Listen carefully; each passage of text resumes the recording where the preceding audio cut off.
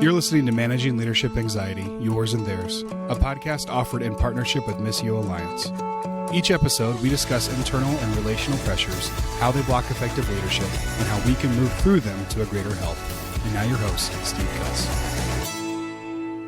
Oh, folks, what a treat. Today, my guest is Pete Scazzero. I would describe Pete, and Pete's on here right now, so I don't want to make you uncomfortable, but I call you the Godfather of family systems theory and church life. Really?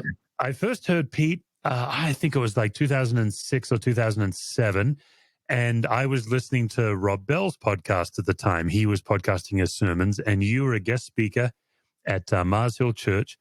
And I remember you being described as the slowest paced pastor in the fastest paced city in the world. And I immediately piqued my interest. I'd been a lead pastor just a couple of years at that point. And you got up and talked about family systems theory. And I was trained in systems theory in the late 90s. And I couldn't believe that there was another person out there. Of course, I think probably all of my listeners know Pete for your emotionally healthy work. There's all kinds of emotionally healthy spirituality, emotionally healthy leadership, all kinds of ways to access that. And then Pete, of course, has his own podcast, Emotionally Healthy Spirituality. And it's painful and a must listen. In fact, especially during COVID, Pete, I think some of the stuff you're putting out is, just what everyone needs to hear. So welcome to the Managing Leadership Anxiety podcast. Here we are. Thank you, Steve. Great to be with you. Looking forward to this chat. Excellent. Let's get right into, tell my listeners, for those who maybe aren't as familiar with your story, there's so many great elements of it, especially your wife quitting that one day. Yeah. Great. But what first got you interested in family systems theory? Pain in my own family. I mean, I knew nothing about family systems theory. Obviously went through seminary. We had planted a church here in New York City. And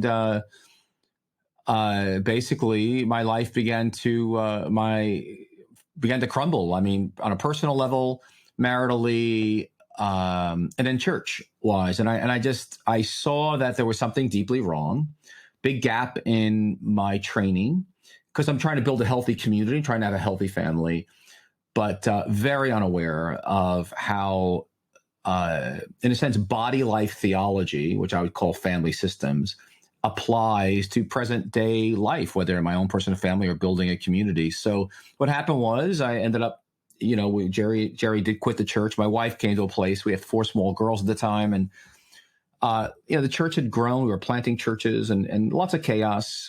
We had a split in one of our congregations that we had planted.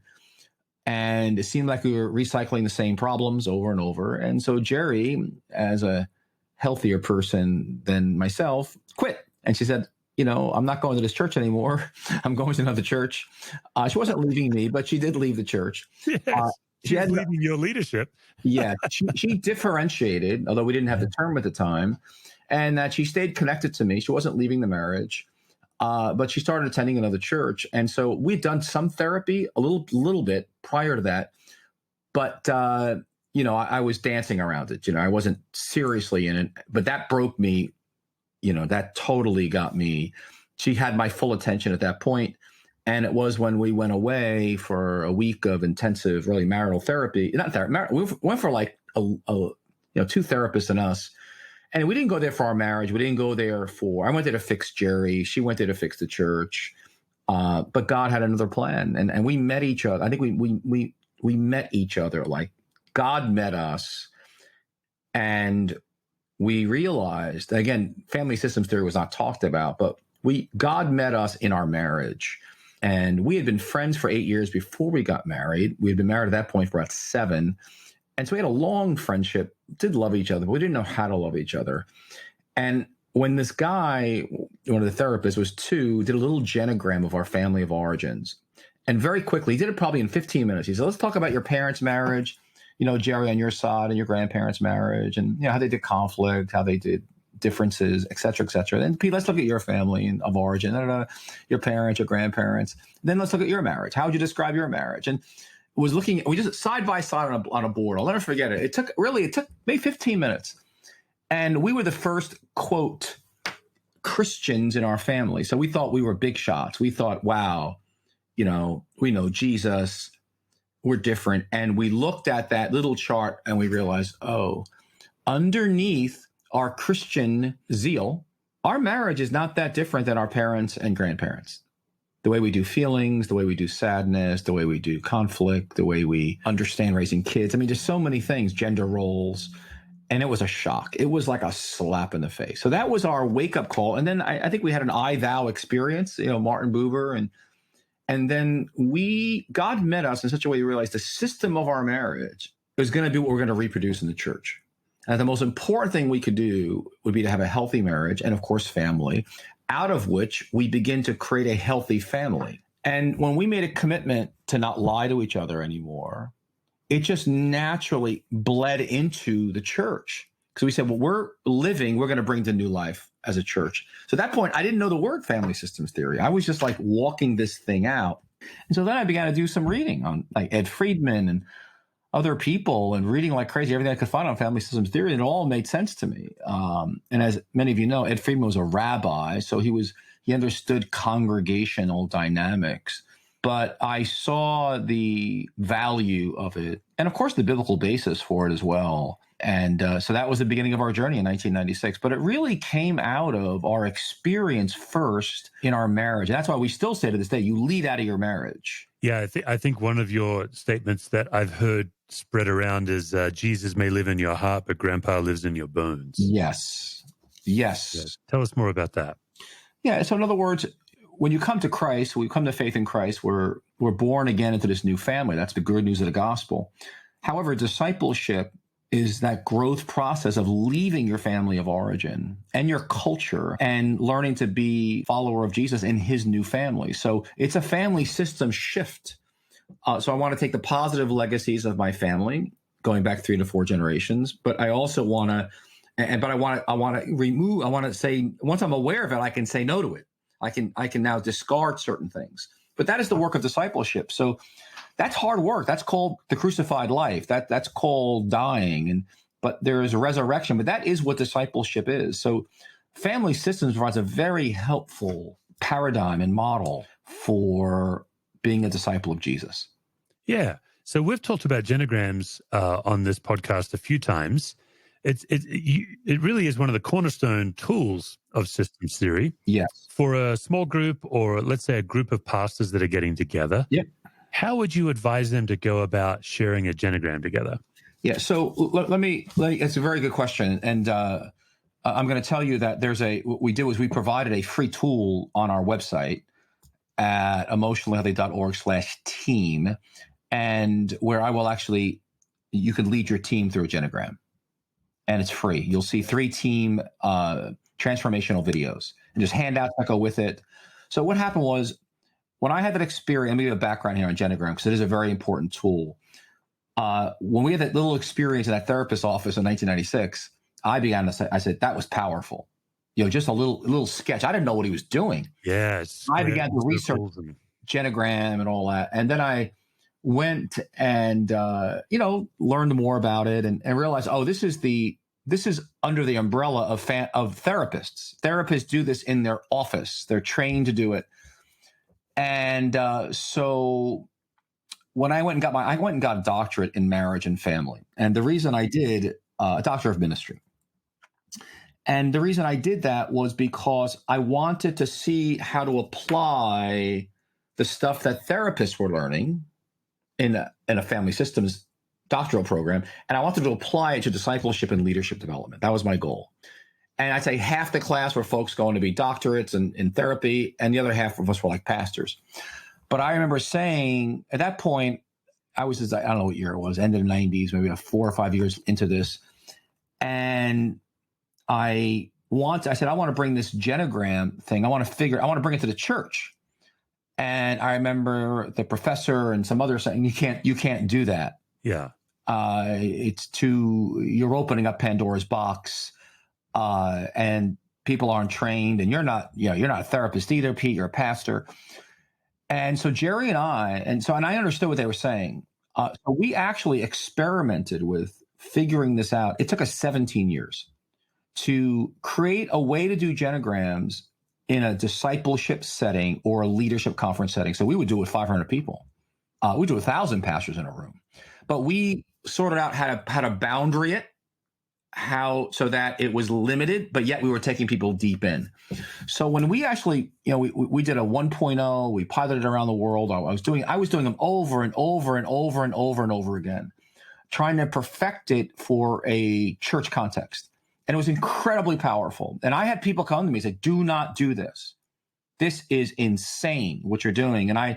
But I'd done it enough at that point that I knew we had enough guardrails around it. So I wouldn't recommend a person just go and do a genogram, doesn't know what they're doing. I think you need to get some basic training because you're opening people up and you want to do it responsibly and carefully because you're taking them down roads of anything from abuse in their background to, for me, I was completely unaware of my past impact on the present. I had severe abuse in my family of origin, but had shut it completely out. I thought it was normal.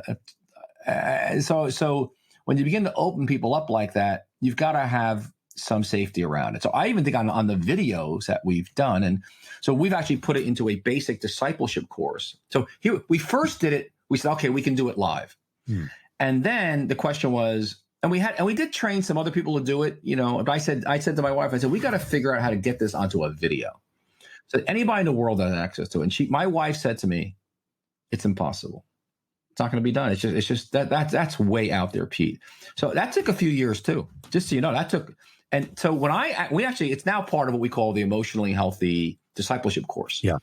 And it's for anybody in the church. And so I remember when Zondervan, who was publishing it, I said, I want to charge $499 for this. And they laughed. I said, a church, you're lucky they paid $39.99 for the whole course, everything. Right. And I said, they have no idea what this is worth. You'd be in therapy for a year for this. And so actually the emotional relationships course, which is part 2 of the discipleship course, was we spent 19 years on these skills, different skills. Genogram's one of them. But they're so revolutionary because they put feet on discipleship. They cause, to me, theology to be lived out practically. That's the power of it. So this genogram thing, it's the core. It's a core tool for us to help people become aware of how their past has impacted their present. Yeah, and I think that's the beauty of it is it's helping. Like everyone likes to generally talk about themselves and their family. So even if you have trauma or abuse in your background, I have found, because we've done hundreds of genograms at our church, I found people generally enjoy talking about it. It's a matter of the facilitator creating a safe space. So one option, Pete, because most of my listeners are pastors or faith leaders, one option I tell people is, look, just call your local marriage and family therapist. Yes. And just ask them, hey, do you do genograms? And your pastoral group, if you're not comfortable, you could bring them in or go to them. We do genograms in peer groups because everyone in the group gets to learn from the person presenting. That's great. One of the things that we've found is helping people to name the family propaganda, the stuff they've inherited that they think is true, that might be true but not always true. Yes. What are you looking for when someone's presenting a genogram? What are you trying to help them find? Again, I'd say, what level are we talking about? All right. So for example, this is an initial genogram, which I would say is, again, I keep in my lane, which mean by that I say I'm a pastor who does deep transformational discipleship.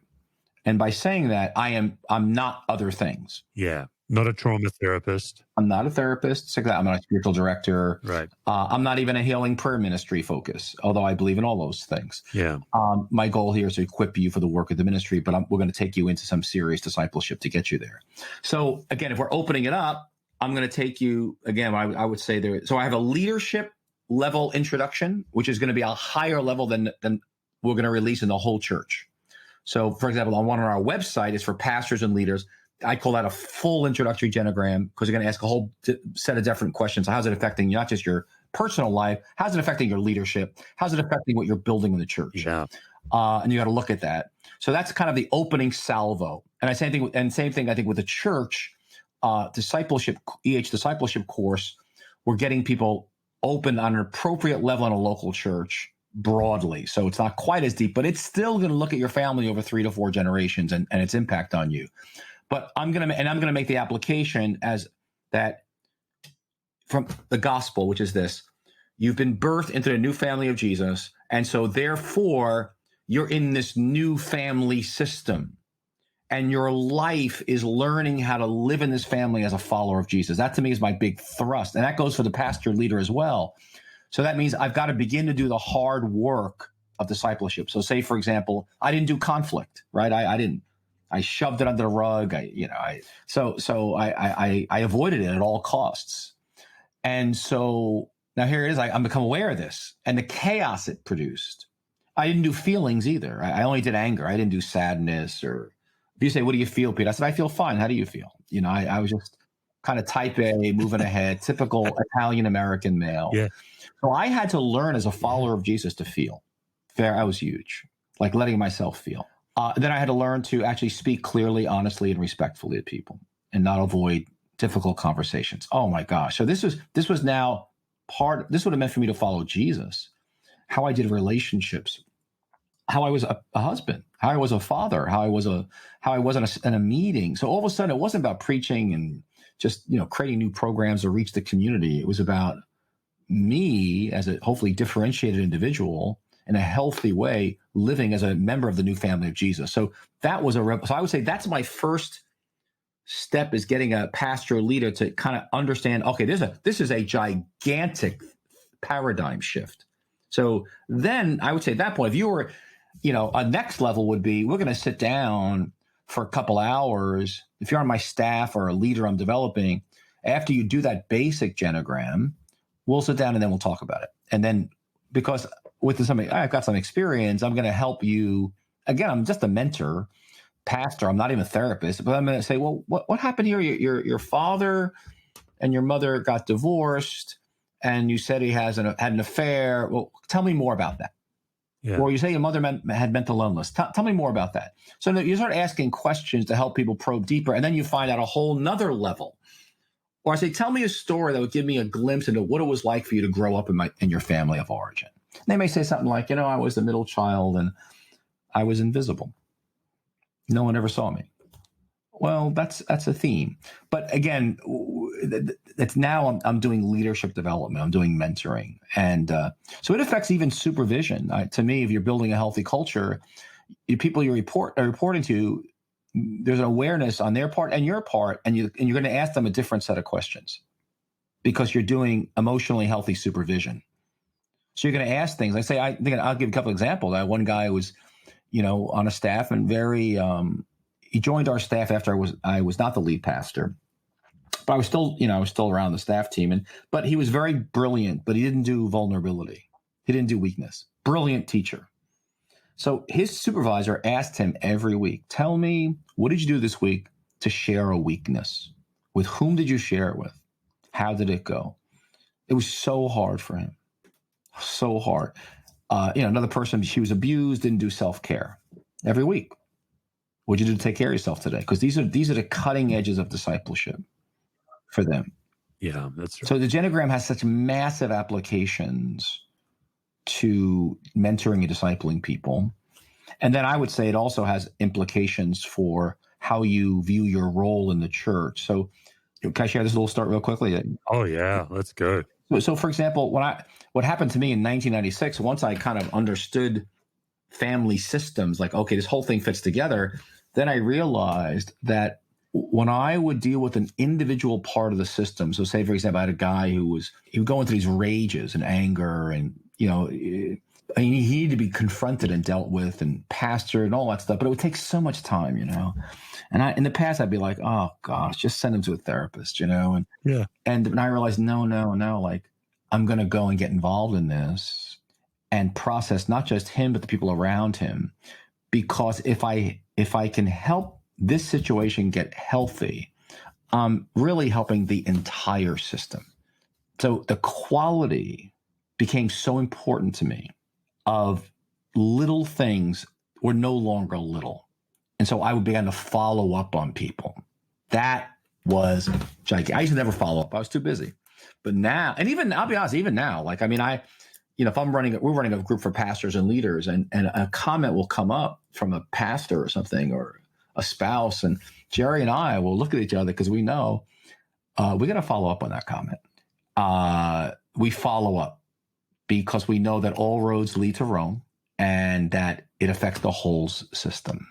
And so it's very, very powerful. But you got to start with yourself, and then you kind of move outward to other people. Really, really good, Pete. Thank you. We're going to link the website with the genogram resources in the show notes for people.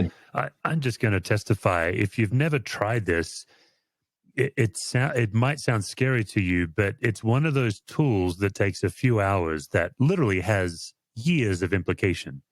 I first did a genogram when I was 24. And I remember feeling invaded at first. And then once I got over that kind of invasive feeling, profound. Just because your average pastor doesn't realize how much we're carrying on our the giants on our shoulders. Yes. And how we bring them into every room and every situation. And so just the awareness of it, the gospel can really invade generational traits. And like you said, you're in a new family now. One of the foundational concepts of family systems theory, Roberta Gilbert calls it the cornerstone concept, is differentiation of self. But I found a lot of people struggle to understand what it is. So I always like to ask a systems theorist how they define differentiation of self. Okay, so let me Murray Bowen, here's his definition, and I like it. It's defining his or her own life goals and values apart from the pressure of those around them. I'll say it again. It's defining his or her own life goals apart from the pressures around you. So it's the ability to think clearly and carefully as another means, besides our feelings, of really knowing ourselves. So it's the ability to hold on. This is who I am, and this is who I'm not. And I do so while remaining connected to you. So I'm separate from you, but I stay connected to you. I don't cut you off in that process. So a high level of differentiation, again, Murray Bowen had a scale of 0 to 100, which I'm assuming you've shared. Yep. And, a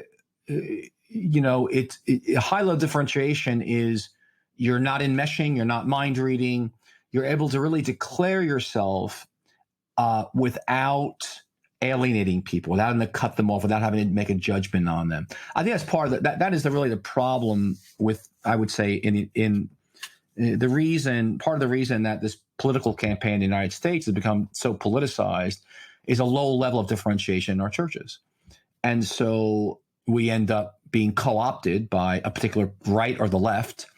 And really, we're called to be prophetic and separate from any political party. We belong to the kingdom of Jesus, something much higher than that. And so we can stay connected to the political process, but we're never the same as it. We're never going to, you cannot be a Christian Democrat or Christian Republican. You're a Christian, period. And, there's a separateness in that. So I think that ability to differentiate is so key to my marriage with Jerry, my ability to parent. I've been living with 8 people during the pandemic, 3 of my daughters, and a husband, a son-in-law, and 2 grandchildren. Wow.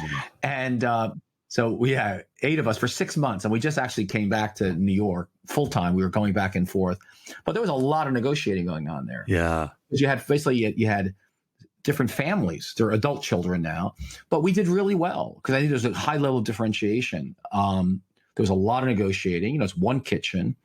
And but it worked well. And if we had not done a lot of work over the years as a family, I can't imagine what those 6 months would have been like. When you're not differentiated, Pete, do you tend toward enmeshment? Do you tend to get wrapped up in other people's either feelings about you or their own feelings? Yeah. So mine. I have a pattern or a tendency which goes back to it's one of my limps that I carry. Out of my family of origin. And so again, back self-awareness. So I had a mother who had mental illness, severe mental illness. So my role in the family for children all of our role was to take care of my mother. Yeah.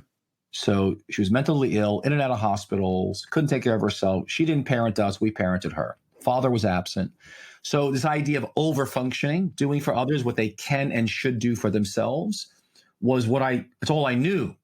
So I didn't do self-care. I didn't do, what do you think? What do you feel? I mean, who cares? Just shut up and do what you got to do. Yeah. And as far as my father was concerned, go to work, get to work, do. So when I get under a lot of stress, my temptation I would say, again, when you get triggered, when we all have levels we get that trigger us, right? The question is, how high is that level, or how low is it? And so when I get triggered or dysregulated, I'll go back to overfunctioning. So in case of my adult children, it might be, and I have to watch myself, is that, yes, I'm going to help babysit for your two children. However, I'm not going to I did my parents. I'm a grandparent. That's a different role. Yeah. Okay. My children are adults. You're no longer, in a sense, my child. I don't parent you. We're peers now. I'm still your father, but we're peers. So I'm not giving you advice if you don't ask me for advice. It's inappropriate. You're your own separate family now, and it's not mine to tell you what to do. And I love you, and in some sense, we're peers now. And someday you're going to be my parent as I get older. And I recognize that. So you've got your own finances, etc., all that stuff. And so how it relates to parenting is gigantic. How it relates to our marriage with Jerry. Jerry and I are such different people. Like any two people who are married are very different. Yeah. And so, we're able to every day consistently negotiate in a very mature way priorities. We're going to go away right now after this interview for upstate New York, and near the woods, and a little cabin on a lake we're going to rent. We're going to work from there because Jerry loves nature. I love nature too, but she's a real nature buff, and so wants to get out of New York while the weather's still nice. Great idea. Okay. So one of the things I think is helpful for people who want to practice differentiation of self is if they maybe picture, when there's a road closed and there's a number of signs warning you that you're about to drive off the cliff. It's unlikely that you just drive off the cliff. Normally, there's several signs you have to break through. What would be one of the first signs in your life where I'm becoming less differentiated, like it's time to intervene?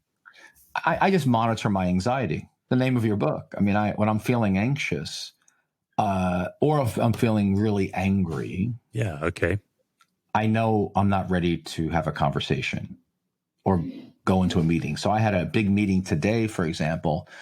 I had a lot of details to it. And I realized I had anxiety. I was aware I had anxiety going into it. And it was actually keeping me from preparing for the meeting well. So I took a nice deep breath, and I was aware why I was anxious. And I prepared, even though I was anxious. I did the right thing. I prepared for the meeting and went into it and had an agenda. And so in those cases, it's important for me to have a clear agenda. And if I'm going in for a conflict and I'm anxious about the conflict, I'm going to write out exactly what I'm going to say, because usually I'll fold. In the past, especially in the past, I don't really do it anymore. But I if I'm really anxious, I'll write it down, because I want to make sure I'm clear. Yeah. And don't fold like, oh no, it wasn't so bad what you did. Like I'm rescuing them. Like, no, when you said this, I was hurt. And I'll pause. I'll be quiet. I won't try to rescue them. And if I'm angry, I don't engage. I don't engage until I get a hold of myself. What's going on inside of me? We actually developed a tool called the ladder of integrity, and it's a self-reflective tool that differentiates one of the skills in the emotionally healthy relationships course. Another one that we spent almost 20 years developing. But you take an issue that you're angry about, you're triggered about, but you don't necessarily quite what it is. And you do a ladder of integrity, not to go to that person. You do it for yourself to get clear. What's the value in deep beneath what I think is the presenting problem that's been violated here? And to get a hold of that, so that when you go in that conversation, it's not about them, it's about you. You speak in the I. You're not talking, you did this wrong. When you said this, I was really mad at you, and you shouldn't have done this, and you're not ready for that conversation when you're speaking in the you. And so part of the tools, Steve, is probably really important. I would really get the emotionally healthy relationships course, because it really is all about differentiation. And we created a whole culture that would increase people's differentiation. Listening, speaking clearly, directly, respectfully, and honestly, doing a ladder of integrity, having what we call a clean fight, not a dirty fight, doing a 3 to 4 generational genogram, how to make a complaint with a request for change, as very practical skills to create a culture with boundaries. And so we disciple people in relationships, and it's about a healthy family system. And so what we did was we tried to our church has 73 nations, but we also pioneered it around the world. At that point, we were traveling around the world, and to make sure it was transcultural, it wasn't just American. And so we got out a lot of the Americanisms. And I think it's one of the most important things that we've produced for the long term. And I think in 15, 20 years, others will create other tools. But you need tools. People need tools beyond the theory, because it's very ephemeral. It's kind of foggy. And how do I get at this? How do I do this thing?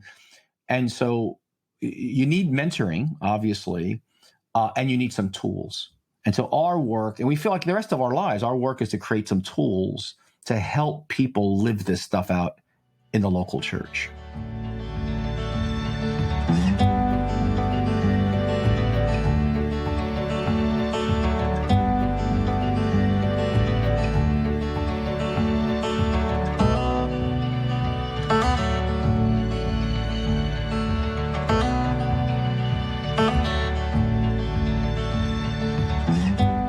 All right, Pete, it is time, I'm sorry to say, for you to face like a man the gauntlet of anxiety questions I ask every guest.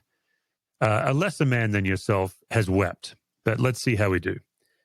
You don't have to give us an exhaustive list. What sort of leadership situations still generate anxiety in your life? Just give us one or two. Letting go of control to the next person behind me. Okay. So I did it for the local church. Now, again, it's all little levels. I did it for the local church. I'd pastored 26 years, high anxiety, 4-year process. I had to do a lot of work for that process internally. Because again, I grew up in a family that was pure chaos. So because it was pure chaos, I need a sense of control. Like, okay, I got it. And when you're doing transitions and succession, you don't have control. So they could go everything, handing over a small group, handing over a ministry, handing over a church. And so now handing over discipleship, which I'm not doing right now, but we will in the next 4 to 6 years. You realize this thing is really large globally, and it needs to be stewarded, and I need to hand it over. And so that gives me anxiety. So I'm very aware of it, but I know it's important to do. And so I will press on, put some boundaries around myself so I don't hurt anybody, and make sure I get an unemotional person in the process with our board to keep it moving along. Yeah. Okay. But I know myself to know that I got to be very careful. Yeah. Yeah. Okay. Thank you. One guaranteed source of anxiety for any leader is making a mistake in public. I think that's the challenge of leadership, is most of our mistakes are public and vulnerable. Would you be willing to tell us about a recent mistake you've made and what you had to do to recover from it?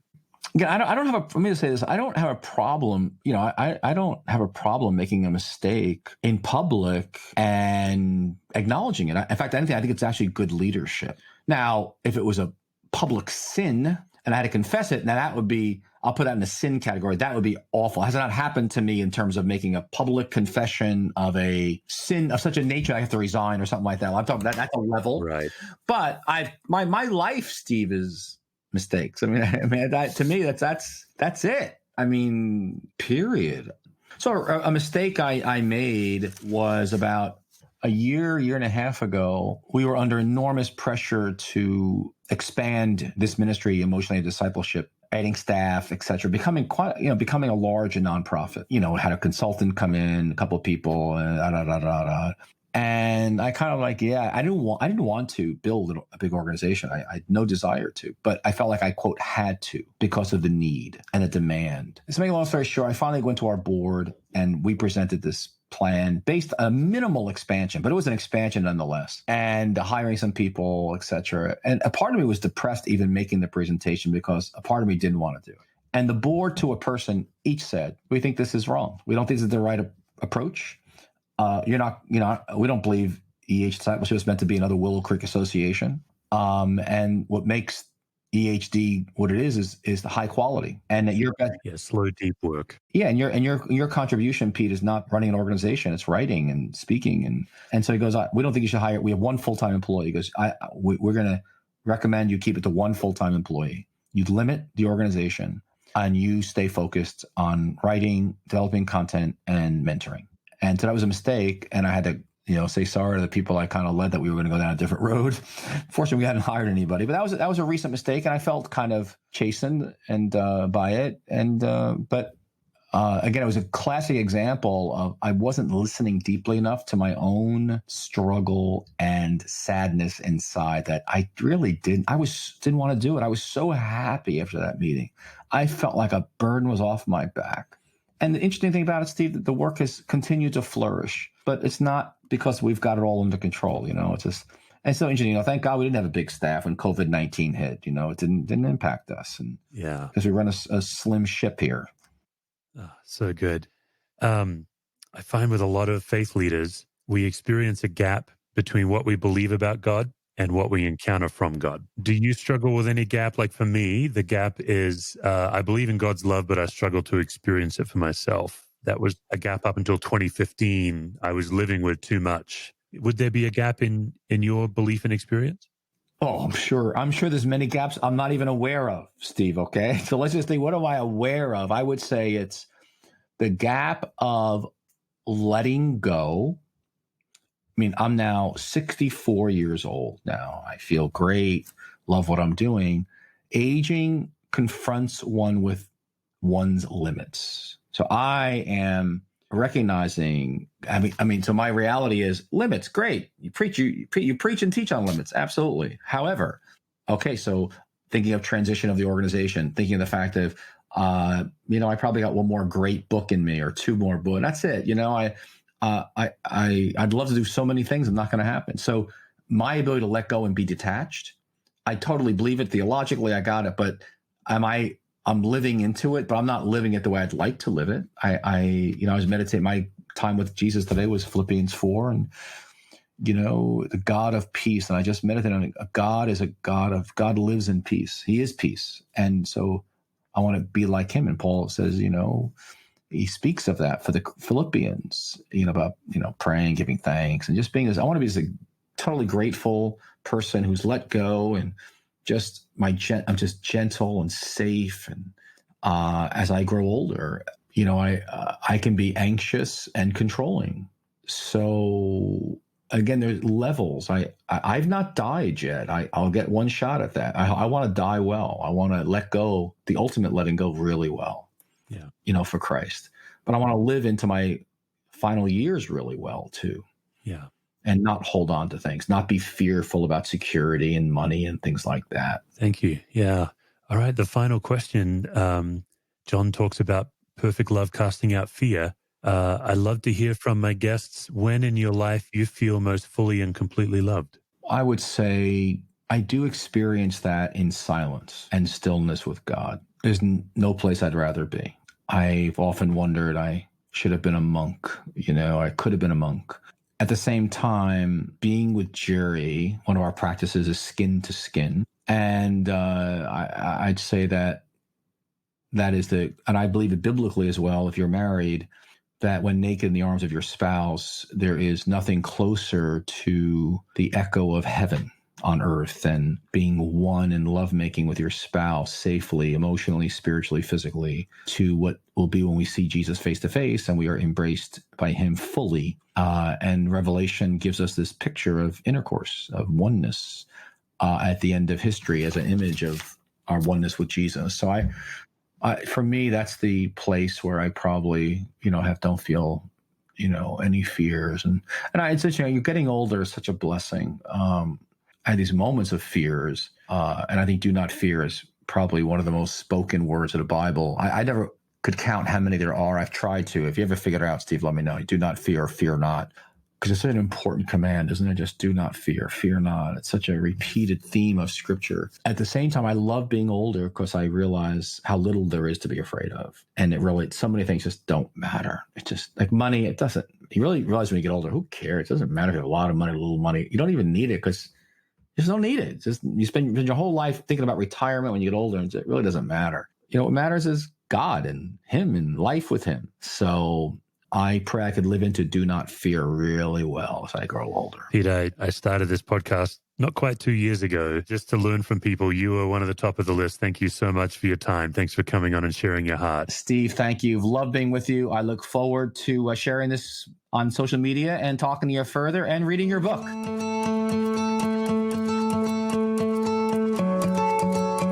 For more resources, visit stevecusswords.com or missioalliance.org.